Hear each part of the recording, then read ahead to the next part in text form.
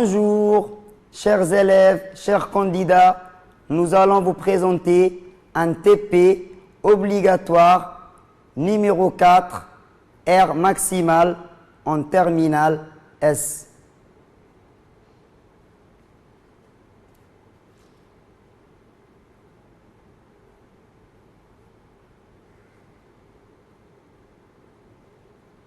On nous a présenté deux graphiques, graphique 1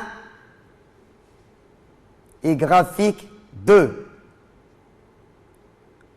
Graphique 1 représente une parabole tournée vers le bas. A est un point d'origine du repère. Le point B est un sommet de la parabole. Les points C et D sont deux points de la parabole de même ordonnée. M, un point du segment AB, de même ordonnée que les points C et D.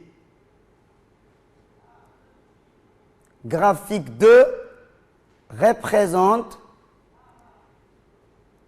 la trace du point S qui représente l'aire du triangle ACD en fonction de l'ordonnée du point M qui est noté alpha.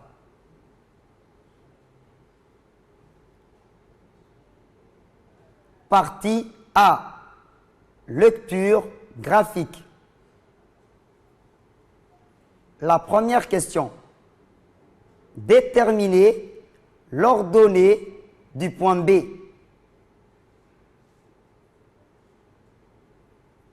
Vu que le graphique 1 n'est pas gradué, on ne peut pas lire directement l'ordonnée du point B d'après le graphique 1. Pour cela, on va utiliser le graphique 2. Maintenant, sur le graphique 2, la trace du point S qui a pour abscisse l'ordonnée du point M alpha définie sur l'intervalle 0 à 6 dans le graphique 2. Lorsque le point M se positionne en A dans le graphique 1, alpha est égal à 0 dans le graphique 2. Lorsque le point M se positionne en B dans le graphique 1, alpha est égal à 6 dans le graphique 2. Donc, l'ordonnée du point B demandé est égale à 6. Deuxième question. Déterminer la longueur du segment AM lorsque alpha est égal à 0, puis en déduire alors la position des points C et D.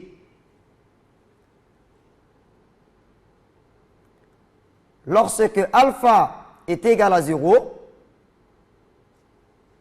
qui est l'ordonnée du point M, le point M se positionne sur A. Donc, la longueur du segment AM est nulle.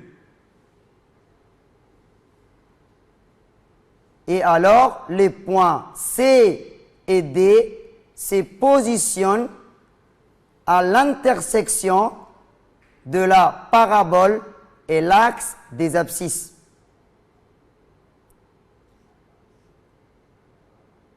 Troisième question. Interpréter l'allure de la courbe décrite par la trace du point S.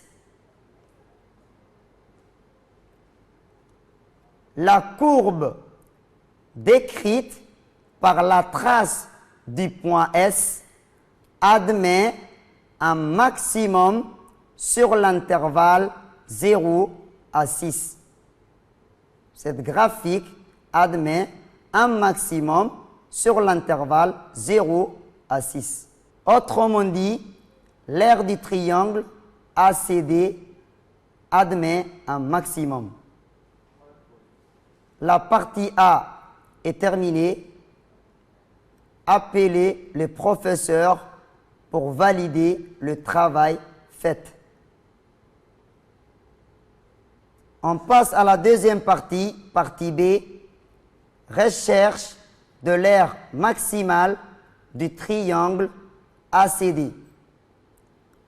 Dans la partie A, on a remarqué que l'aire du triangle ACD admettait un maximum sur l'intervalle 0,6. On va conjoncturer maintenant une valeur approchée de cette aire à l'aide d'un logiciel de géométrie dynamique qui est GeoGebra. On admet que le graphique 1 représente la parabole d'équation y est égal moins x au carré plus 6. Construire le graphique 1 en respectant les contraintes de l'énoncé. Passons maintenant à la construction du graphique 1. On va aller à la barre de saisie. On saisit l'équation de la parabole. Y est égal moins x au carré plus 6. Tapez la touche entrée du clavier. Une parabole tournée vers le bas.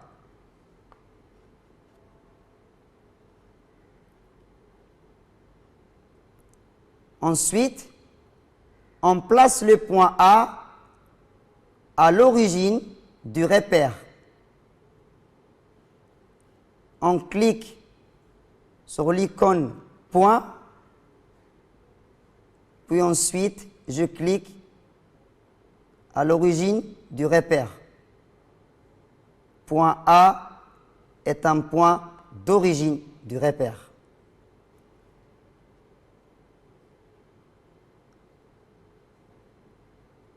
On va placer maintenant le point B qui est sommet de la parabole. On va aller zone saisie, on saisit sommet.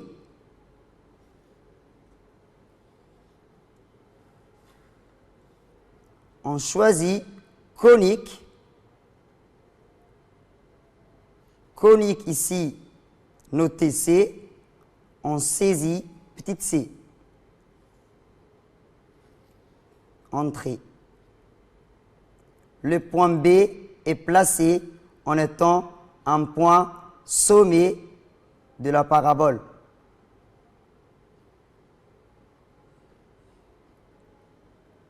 On va tracer maintenant un segment AB. On clique sur l'icône segment. Cliquons sur le point A, puis B. Le segment AB, renommé ici comme F.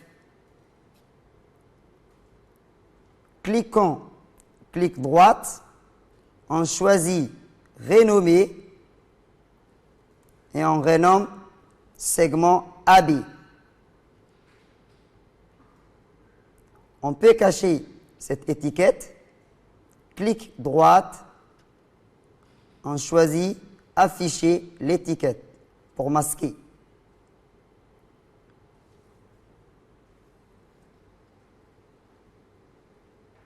On peut aussi le colorier, le segment AB.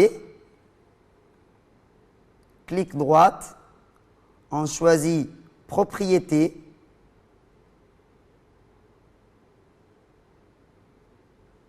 Couleur, on prend par exemple couleur rouge.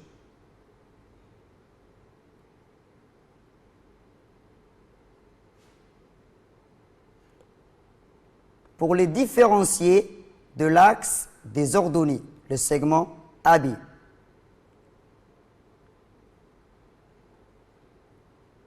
Plaçons maintenant un point M sur le segment AB. On clique sur l'icône point, on ouvre, on choisit point sur objet, on clique sur le segment AB, le point C qui apparaît, on renomme ce point C, on aime.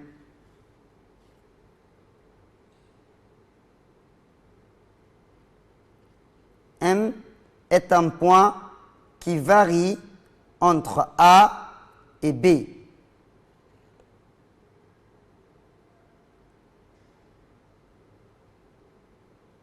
Il se déplace sur le segment AB.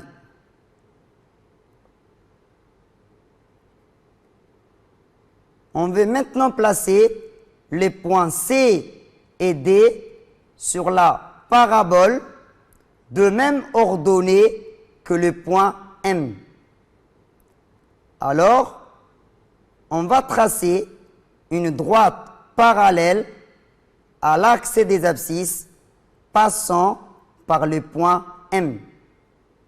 Les points C et D ont les mêmes ordonnées que le point M.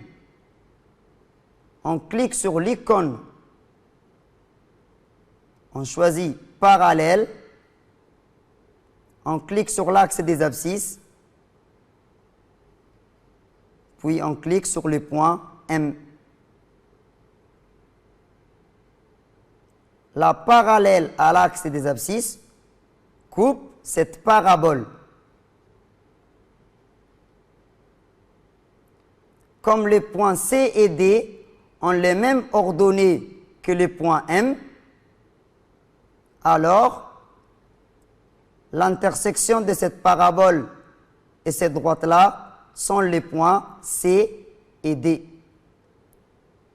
Alors, on clique sur l'icône en choisissant intersection, on clique sur la droite parallèle et sur la parabole. Ainsi que les points C et D sont des points d'intersection de la parabole et de la droite parallèle, et que les points C et D ont les mêmes ordonnées que le point M.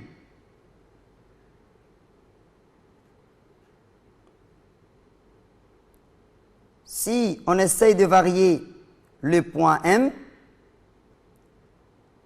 les points C et D varient en même temps que le point M. Les points C, M et D ont les mêmes ordonnées.